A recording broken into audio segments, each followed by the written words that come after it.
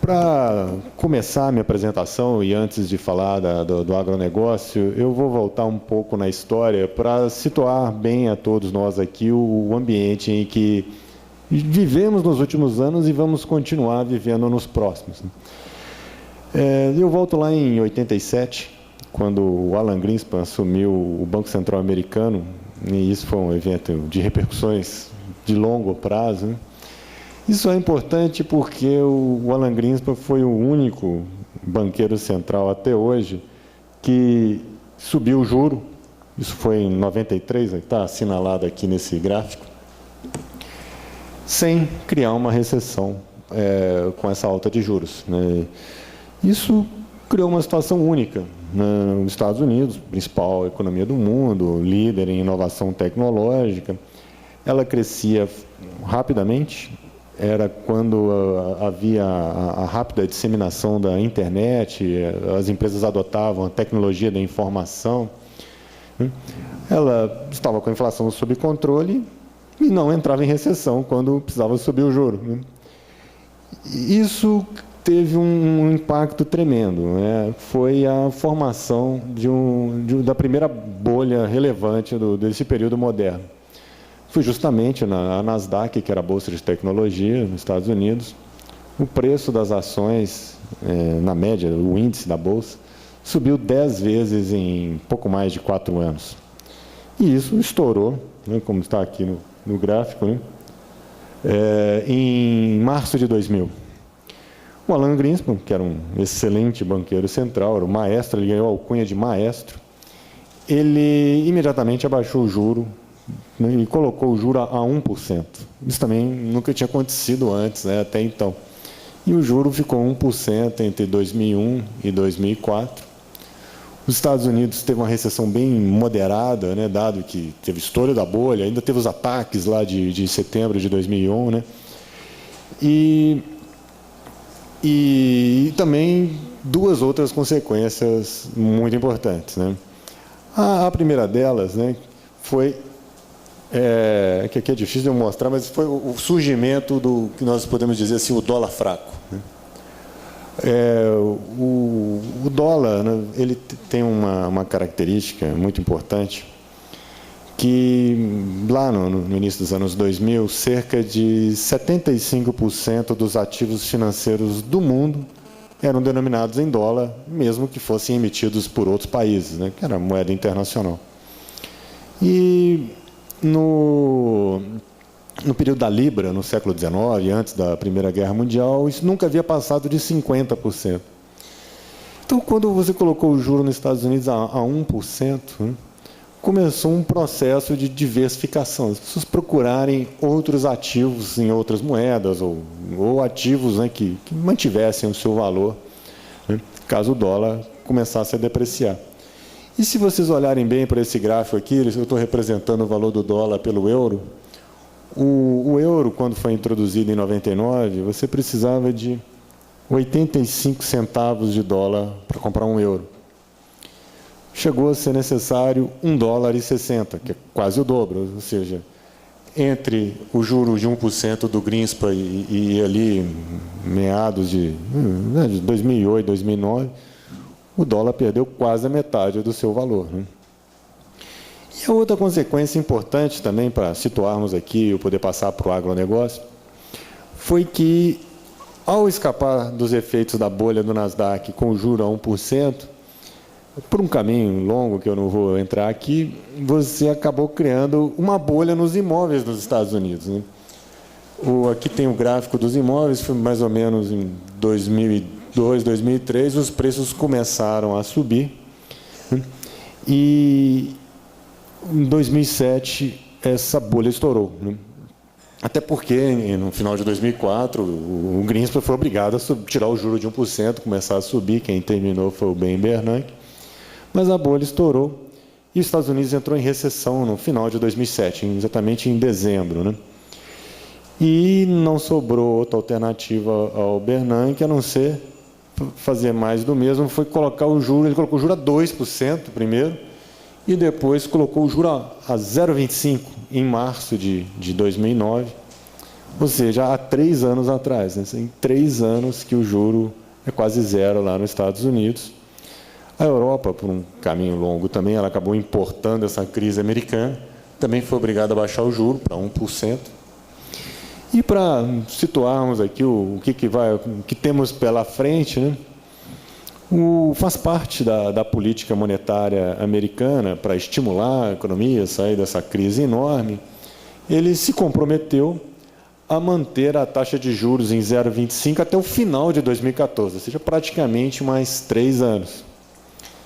E o Banco Central Europeu também, vocês devem ter acompanhado, entre dezembro e fevereiro, fez 2 leilões de linhas, de 1 trilhão de euros, a soma dos 2 leilões, a 1% ao ano por 3 anos, ou seja, as 2 principais moedas do mundo estão com juro perto de zero há 3 anos e se comprometeram por mais 3 anos com esse juro zero. Então, esse é o ambiente assim, que a gente tem que tratar as commodities, né? Você tem o juro zero e o dólar fraco. O dólar ele tem uma regra de bolso para nós tratarmos o dólar. Como eu disse aqui, né, o dólar tem uma preponderância muito grande entre os ativos financeiros denominados em dólar, então, quando tudo está melhorando, né, eu digo que a maneira mais direta, assim, quando assim, as bolsas estão subindo, a economia global está voltando a crescer, está tudo bem, o dólar se desvaloriza. O motivo é a diversificação para outras moedas e outros bens, né? Mas quando você tem uma crise, a crise aperta, você volta para o dólar, porque ele é a moeda mais segura, são os ativos financeiros mais líquidos, o dólar é aceito no mundo inteiro, você pode trocar o dólar por qualquer moeda, a qualquer hora do dia, em qualquer lugar do mundo. E tem um terceiro extremo, né, quando está tudo melhorando, mas quem está melhorando de verdade é os Estados Unidos, né? Quando os Estados Unidos é que está liderando a melhora, o dólar também sobe. Então, eles falam que o dólar quando está tudo melhorando, devagarinho o dólar cai, quando tudo piora, ele sobe, e quando tudo melhora, liderado pelos Estados Unidos, o dólar também sobe. E tem sido assim a história recente, né? Aqui a crise, o dólar, como em tempos de crise, né? Por isso o juros está a zero, né? O dólar tem se fortalecido um pouco, mas por uma trajetória muito errática, né? Por exemplo, esse aqui é o primeiro semestre do ano passado. Esse aqui é o final do ano passado e o início desse, né? O primeiro semestre do ano passado foi um período em que o dólar estava se enfraquecendo. Aí eu introduzo agora o agronegócio, mas antes eu vou passar pelo preço do petróleo, que também se tornou uma coisa a mais aqui para acompanharmos, né? Quando você vai para o juro a 1% lá do Greenspan e o dólar começa a se enfraquecer, você precisa de algum bem que proteja o valor da sua poupança. Então, você precisa de um bem escasso, né? E no início dos anos 2000, falava-se com muita frequência que o mundo iria enfrentar uma crise da energia, né? Que o petróleo, então, custava $25. Que ia faltar, o petróleo ia subir. Era comum, inclusive, gente que achava que a gente chegava agora, em 2010, com o petróleo a $200. Né? Então, natural que, com o juro a 1% nos Estados Unidos, que as pessoas com excesso de dólar diversificar, vão comprar petróleo, né? Você tem uns futuros, é tudo organizado e tal, posso ter uma posição em petróleo, né? E realmente o petróleo triplicou de preço, né? Ele chegou em 2006, 2007, ele já valia $75. E isso levou uma ideia brilhante, né? Vamos fazer energias alternativas, vamos fazer etanol de milho, né? E isso começou em 2006 e o preço do milho passa a acompanhar o preço do petróleo. Desde então, o preço do milho começa quando o petróleo sobe, o preço do etanol sobe também, dado que você faz etanol de milho, você pode comprar mais milho para fazer mais etanol e o preço acompanha. Isso, na verdade, criou deu uma característica financeira para o preço do milho, né? A gente tem essa ilustração aqui.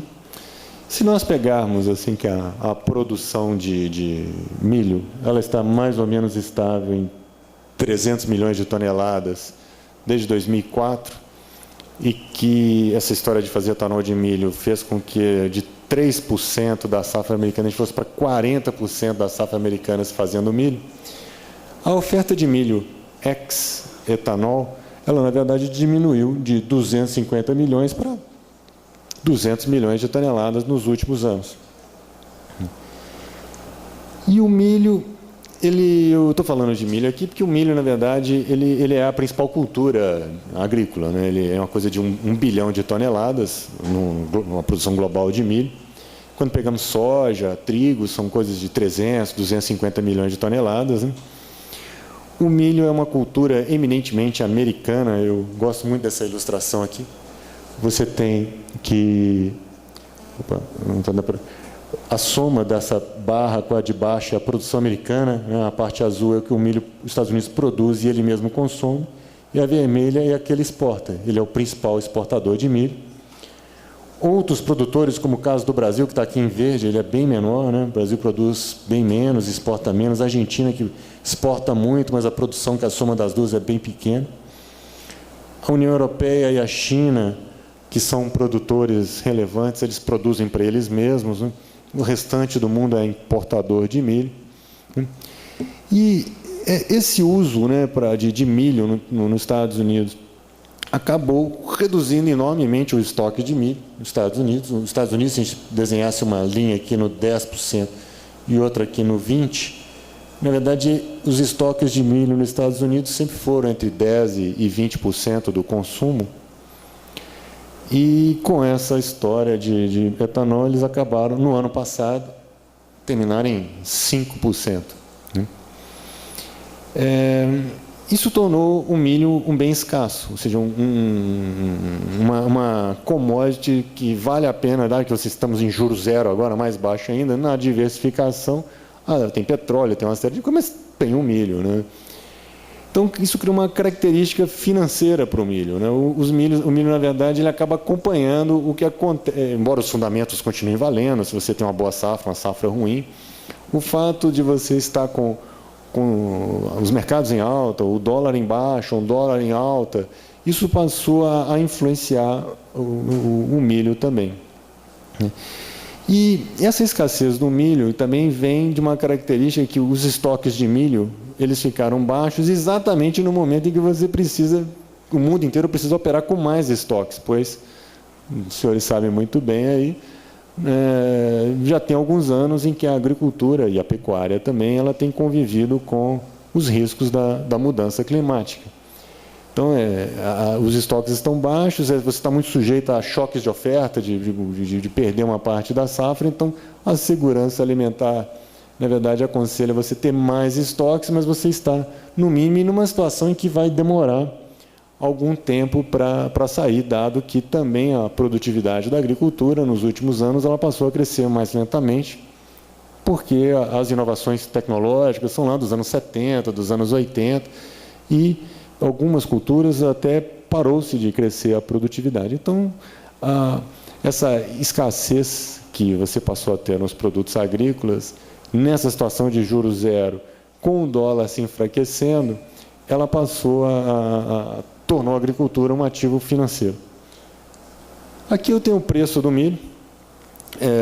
No milho nos Estados Unidos ele custava $2,50 o bushel, atualmente está pouco menos de 6,5, mas sem não antes ter batido em 8,5.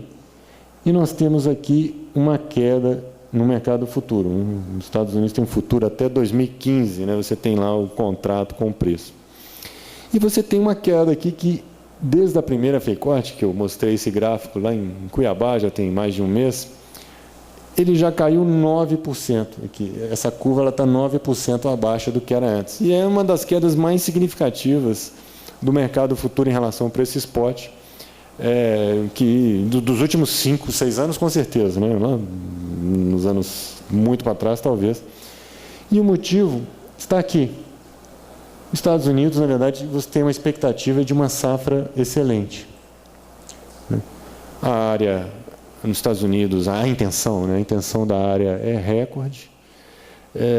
Você tem um acompanhamento semanal do plantio, ele começou um pouco antes, embora não tenham sido exatamente nos estados tradicionais, mas o plantio começou um pouco antes. E isso é associado a bons rendimentos. Quando o plantio começa antes, geralmente a produtividade é mais alta. E se espera também que a produtividade esse ano seja de uma produtividade normal, né? Ela volte para a tendência de crescimento que se vê a cada ano, embora ela tenha perdido um pouco a velocidade de aumento da produtividade. Se espera que a produtividade retome, pois os últimos 2 anos foram de produtividade ruim. Então, o futuro dá uma probabilidade que tudo isso se confirme, né? Porque eles estão começando a plantar agora a safra, né? E a colheita é em final de agosto, setembro. Né? Mas isso está lá no preço do milho. Bom, aí eu vou introduzir a pecuária. Né? Bom, primeiro, o preço da arroba do boi, eu vou falar aqui no Brasil. Né? A primeira coisa que sabemos é que ela é muito pouco influenciada pelos ativos financeiros. Basta alguns exemplos. Né? Porque as duas principais quedas, né, do preço dos 2 ciclos pecuários aqui pegaram mercados em alta. Né? Não foi por isso. E se pegarmos o período mais recente, em 2008, em plena crise global, tudo despencando de preço, a arroba do boi subiu, né? Ela subiu na entre-safra. 2009, que era um ano já que você já tinha batido no fundo do poço, os ativos financeiros estavam subindo, acho que a Bovespa subiu 160% do mínimo até o final do ano, em 8 meses. O preço caiu, o preço da arroba. 2011 eu vou tratar mais especificamente adiante. E se pegarmos agora, por exemplo, se pegar outubro do ano passado até março desse ano, nesses 6 meses, você teve uma das maiores altas de ativos financeiros que se teve na história. Os ativos subiram um absurdo. E a arroba do boi caiu. Ou seja, na verdade, a arroba do boi ela depende de fundamentos. Fundamentos mais macro no sentido do crescimento, comércio exterior, né? E muito mais ligado aos fundamentos brasileiros específicos. Né? Aí eu preciso falar um pouco dos fundamentos brasileiros, que também, né, eles é que vão determinar o que nos espera nessa entre-safra. Né? Em boa medida, eles interferem nisso.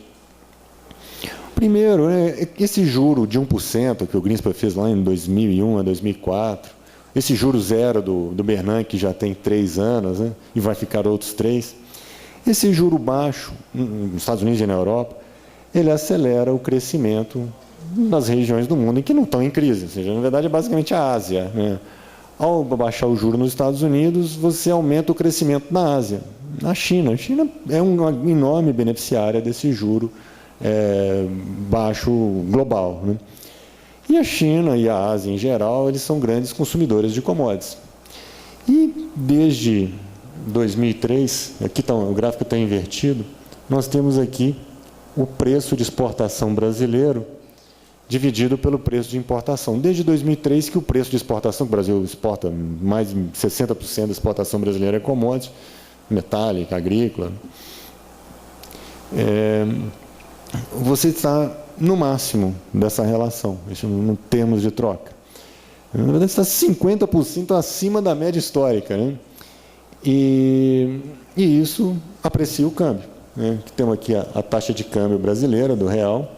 Aqui ela está corrigida pela inflação brasileira, descontada a inflação internacional. Então, mas o câmbio apreciou, e não tem o que fazer.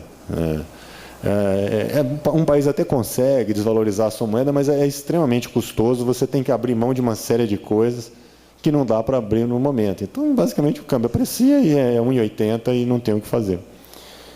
E tem um outro efeito desse ambiente internacional.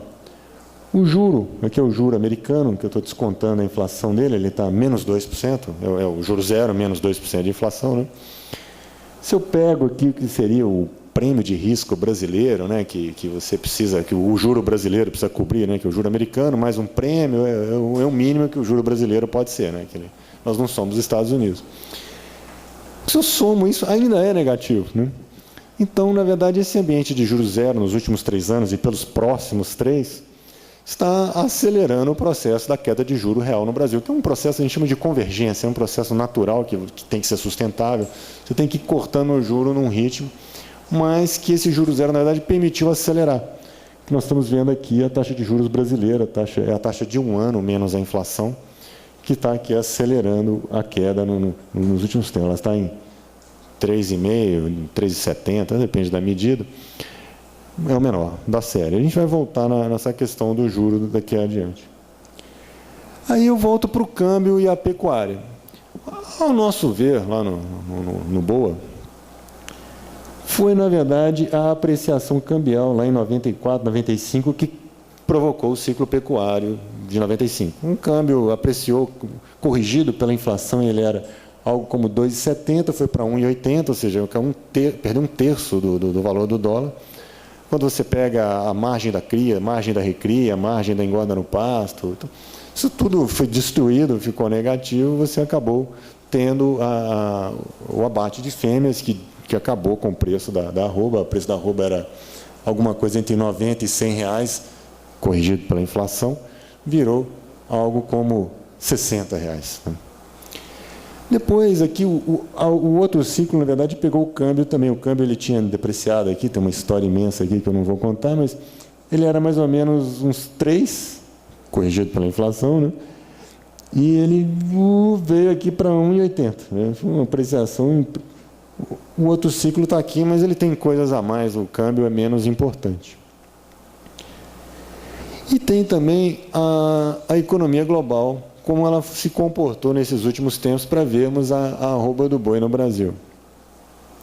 Bom, primeiro, aqui a gente tem lá no banco, a gente acompanha as vendas no varejo de pouco mais de 40 países, e a gente agrega num índice, então a gente tem a taxa de crescimento das vendas no varejo no mundo. Né? Não é uma amostra, não é o mundo, exatamente o mundo, mas se você pegar o valor do PIB, dá mais de 80% do mundo a gente tem lá. E aqui essa linha azul, ela vinha crescendo. Os Estados Unidos aqui, no período do Nasdaq, lá era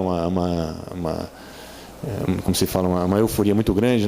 Nessa época, as vendas no varejo nos Estados Unidos representavam 1/3 das vendas no varejo do mundo. Atualmente é pouco menos de 1/4, mas na época era impressionante.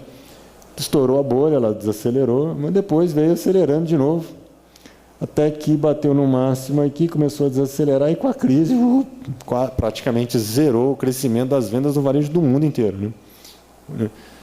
Foi a pior crise que nós temos, os dados. Assim, a crise lá dos anos 30, a gente não tem o mesmo volume de informação para comparar. Né? Aqui tem a Europa, essa linha vermelha, lá especificamente chegou a cair. Ela, na verdade, atualmente as vendas no varejo no agregado da Europa são negativas, né? Elas são menores do que um ano antes.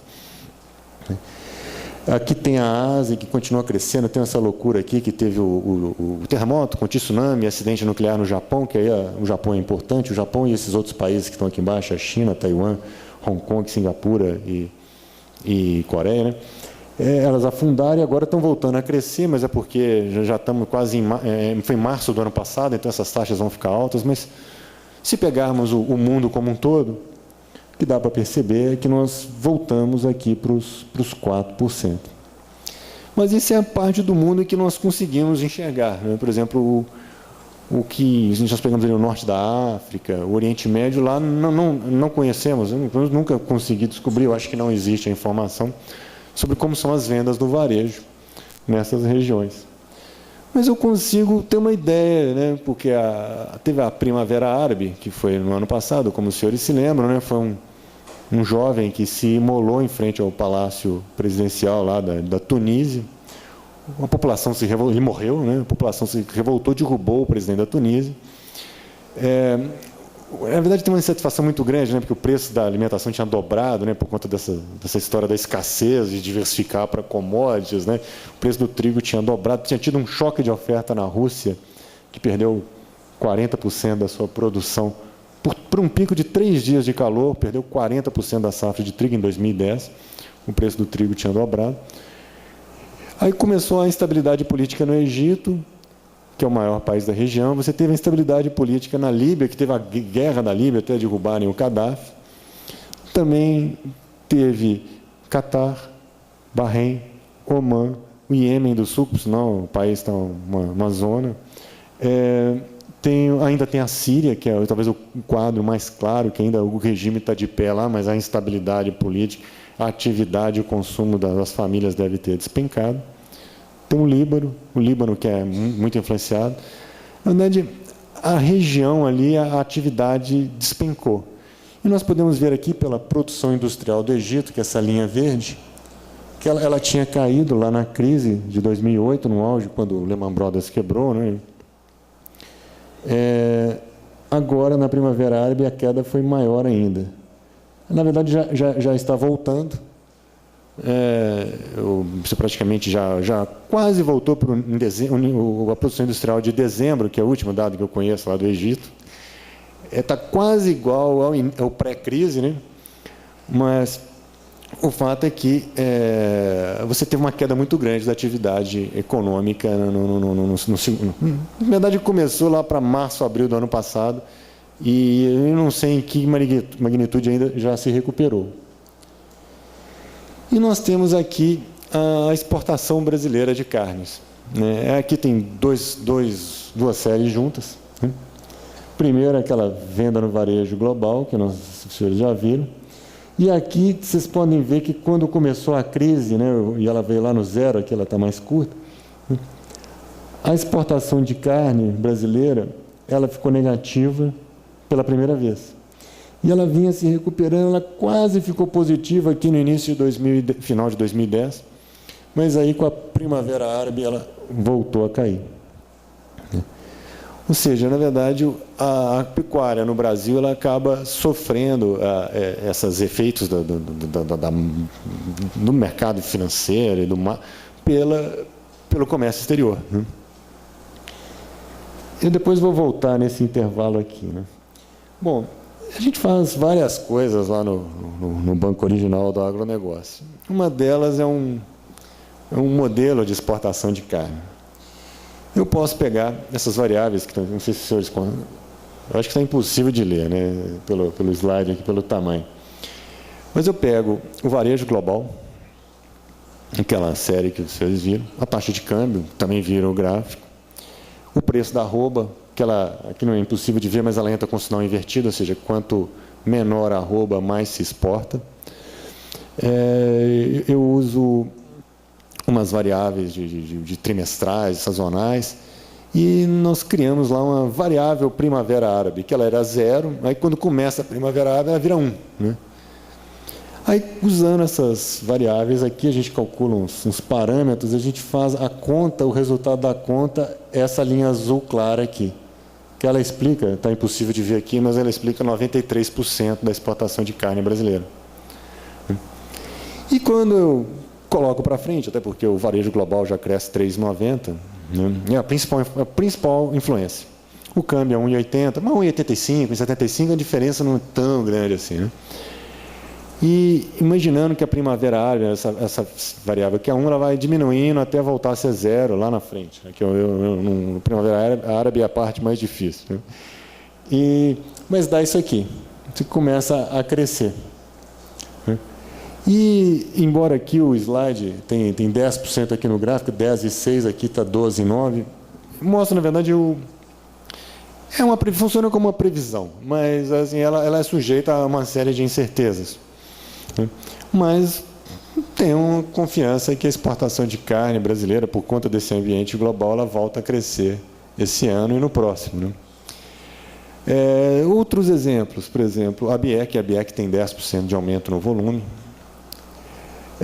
O USDA, né, que é aquele órgão americano, ele faz um cenário global de carne, ele tem todas as commodities, inclusive ele tem uma oferta e demanda global, quem exporta para quem, ele tem 4% de aumento para a exportação brasileira. Na nossa equipe lá, né, tem várias pessoas, tem um outro lá que, na verdade, ele é mais o trader, né, de boi, mas ele precisa ter o material dele. Ele tem uma versão dessa do que eu tenho aqui, mas em vez do varejo global, ele usa o comércio internacional, que é uma variável um pouco diferente. Ele tem hipótese, ele não tem Primavera Árabe, ele tem 5%. Então, assim, acaba sendo que E aí eu também tenho, na verdade eu tenho 3 versões desse modelo. Os crescimentos, eles ficam nesse intervalo, ou seja, essa variável aqui no final do ano, ela vai estar entre aqui e aqui, você vê que é uma diferença grande, e depois ela vai ficar oscilando aqui ao longo de 2012 e 2013, né? Ou seja, a gente tem até... Mas a informação mais importante é que depois de 5 anos de queda da exportação, em princípio esse ano é para a exportação de carne voltar a subir por conta desse cenário macro. E aí eu vou voltar para os fundamentos do Brasil, vou falar do juro. Bom, vimos o juro aqui, o juro caindo, né? Está o menor de todos, e em todas as vezes em que a taxa de juros cai, o consumo brasileiro acelera. Aqui eu tenho 3 medidas do consumo brasileiro. Tem esses círculos vermelhos, que são o dado de consumo do PIB no Brasil, né? O consumo total das famílias do Brasil. Você só baixa o juro, o consumo acelera. Sobe o juro, ele desacelera, né? Como foi o caso aqui no final do ano passado, né? E tenho também 2 medidas de vendas no supermercado. A linha preta é o IBGE, que é uma pesquisa em, acho que são 12 estados. Uma pesquisa importante, a pesquisa é de vendas no varejo em geral, e tem lá supermercados lá dentro. 45% das vendas no varejo do Brasil são representadas pelo supermercado. E tem a Abras, que é uma outra linha aqui que também tem a sua pesquisa. E por essas 2 pesquisas, a queda de juros, na verdade, o consumo já virou, né? Ele desacelerou muito fortemente. Eu não sei, talvez alguns dos senhores aqui na FEICOT do ano passado, nós fizemos uma mesa redonda no estande do Banco Original, ainda na época era o Banco JBS, né? E na época a gente tinha uma opinião que era meio polêmica, que não subiria a arroba na entre-safra porque a exportação estava em queda e o consumo no Brasil ia desacelerar. E o consumo acabou desacelerando mais do que a gente imaginava, na verdade mais que o Banco Central brasileiro imaginava, né? Como ele já reconheceu nos documentos dele, né? Mas isso já virou, né? Especialmente dezembro, janeiro e fevereiro, e especialmente janeiro e fevereiro, então as vendas no varejo cresceram muito forte. O IBGE já está com 12% de aumento do supermercado fevereiro contra fevereiro. Quando a gente fala de consumo no Brasil e pecuária, é muito complicado porque, na verdade, é muito difícil explicar os preços da pecuária pelo consumo. Aqui eu tenho o consumo, e o ciclo mais longo de consumo, que foi de 2003 a 2008, teve o ciclo da pecuária em pleno expansão, boom de consumo no Brasil, né? Tiveram uns outros eventos também que eu acho importantes, que eu vejo um pouco de destaque. Você já tinha, eu acho que já foi mais o ciclo clássico, né? O excesso de bezerro, começa a cair o preço e tal. Mas no final de 2005, início de 2006, você teve a gripe aviária na Ásia. E o preço do frango no Brasil despencou 25% em 3 meses. Isso, na verdade, esse aqui é o preço, na verdade, esse aqui, a linha azul clara aqui, vocês devem estar reconhecendo, parece o preço da arroba, mas na verdade é o preço da carne bovina no varejo, que nós tiramos dos índices de inflação. Então, aqui tem o preço do frango e o preço da carne, estão como um número índice, né, que é uma média igual a 100, e isso acabou acentuando a queda do preço da pecuária e fez o preço no varejo foi fazer um mínimo um ano depois. Inclusive o consumo de carne cai esse ano, né? E a gente não entendia, mas engraçado, né? A renda subindo, mas depois caiu a ficha, na verdade, quando nós descobrimos, lembramos lá da gripe aviária, na verdade caiu o consumo de ambos nesse ano, de 2006 no Brasil, né? E aqui eu começo a concluir aqui a minha apresentação. Bom, aqui tem a linha, os ciclos é o consumo no Brasil e a linha vermelha a exportação. E notem que desde 2008 que as duas não crescem ao mesmo tempo. Aqui você teve nesse período aqui, 2003 a 2008, ambos crescendo, mas teve o ciclo pecuário no meio. E embora o consumo esteja crescendo, aqui a exportação estava caindo. Nesse período aqui, no final de 2010, você chegou a ter ambos subindo ao mesmo tempo. Você pegou ali a exportação, começou a subir, mas aí veio a Primavera Árabe, E olha o que aconteceu com o preço da arroba. O preço da arroba dispara nesse período. Tem as questões de oferta e tal, mas o ambiente macro muito diferente. Se a gente pegar o terceiro e o quarto trimestre específicos de 2010, o consumo crescia 10% ao ano. É basicamente uma política econômica assim, de tempos de eleição, né? Mas os dois cresceram ao mesmo tempo, o preço disparou. E olha o que nós temos para esse ano, na verdade, a exportação. Ela deu uma patinada nesse início de ano, mas eu continuo confiando lá na nossa modelagem lá que ela cresce. E o consumo já está crescendo, então, ou seja, você vai voltar, e isso acho que vai ser visível nos próximos meses, a ter os dois crescendo ao mesmo tempo. E isso vai dar uma diferença muito grande no preço da arroba na entre-safra. Você vai ter uma entre-safra com ambos crescendo. E isso vai durar os próximos 2 anos, em princípio. Eu acho que esse cenário que eu estou descrevendo aqui, ele está difícil da gente perceber, porque a gente teve um percalço nesse início de ano que foi assim, incrível, né? Nós não esperávamos de forma alguma. Primeiro que a exportação, aqui a exportação está a série da ABE, que ela está meio escondida aqui em azul, né? Aqui a gente corrige a sazonalidade da série, né? Que ela começa a crescer lá em setembro, outubro, ela bate no máximo em dezembro, ela despenca em fevereiro e volta metade em março. Essa queda de fevereiro foi muito estranha, a gente não sabe, tem uma volatilidade na série, a série realmente ela é meio estranha, ela tem uns picos enormes, assim, né?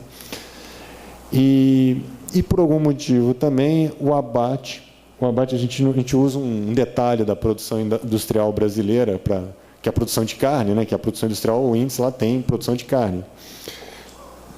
Ele despencou, melhor dá para ver mais facilmente aqui, ele despencou em janeiro. A gente apuramos lá com a JBS e falou assim, não, eu tenho tão pouco pedido de exportação para fevereiro que eu estou diminuindo o abate. Mas ele despencou ainda mais em fevereiro, isso a gente não sabe muito bem por quê. Sabemos aí que o abate já se recuperou em março, abril, mas com esse ambiente da exportação crescendo e o consumo voltando, e sabemos que o estoque da indústria já diminuiu um bocado, é que o abate vira. Eu acho que o abate começa a crescer, e é crescente ao longo do ano, por conta de toda essa história que eu contei aqui. E eu vou voltar no macro internacional aqui, para eu concluir, que já estou chegando no meu tempo, tem um ambiente do milho esse ano, né? Eu falei aqui, isso aqui é de novo, né? O preço, o vermelho aqui, é o preço do milho nos Estados Unidos, aqui ele está em reais, né? A queda no futuro, que eu falei que é uma das maiores que você já tem. Tem o preço do CPEA do milho e tem a BMF brasileira aqui. Né? Na verdade, o preço do milho no Brasil já caiu e o americano está para cair após a safra, né? Mas, como eu falei aqui, na verdade, esse preço do milho nos Estados Unidos, ele tem dentro dele uma probabilidade, que a gente não conhece exatamente qual é, de que a safra é excelente. A safra só é boa no papel até agora, né? Não, a intenção é alta, a produtividade, se o clima for super bom, é excelente. Mas, se realmente você for confirmando tudo isso, o preço do milho vai caindo no futuro. Na medida que a probabilidade de realmente a safra ser boa vai crescendo, o preço lá no futuro cai. E o preço do milho nos Estados Unidos explica 80% do preço no Brasil. Ou seja, acho que essa curva da BMF, se lá começa assim... O problema é que é meio em cima já do período de confinamento que sai a safra americana, mas acho que o milho pode cair. E aí nós temos essa combinação aqui, que esse é meu último slide. No ano passado, eu acho que não serve nem um pouco como exemplo para esse ano. No ano passado, nós pegamos, como eu disse aqui, a exportação em queda, o consumo brasileiro desacelerando, consequentemente, o preço da arroba não subiu na entre-safra. E pior ainda, nós pegamos o dólar se enfraquecendo, lá fora, no mundo inteiro, o petróleo em alta, porque você teve a intervenção na Líbia, a Líbia é top 5 de exportação de petróleo, o petróleo disparou, então a safra americana foi ruim, o milho disparou. Então, o período de confinamentos pegou o milho alto, boi baixo. Mas esse ano é o oposto, né? E isso, na verdade, já está aqui nos futuros. Você tem a arroba do boi na BMF, sobe, está lá, e o milho, ele é mais baixo. Né? Assim, eu diria que a mensagem que nós temos aqui, eu contei toda essa história macro, internacional e tal, para justificar as curvas do mercado futuro. Eu não acredito muito nessa história de que o boi não sobe entre a safra desse ano. Para mim, eu acho que sobe. Nós achamos lá que você vai ter esse diferencial de novo. E assim eu concluo, né?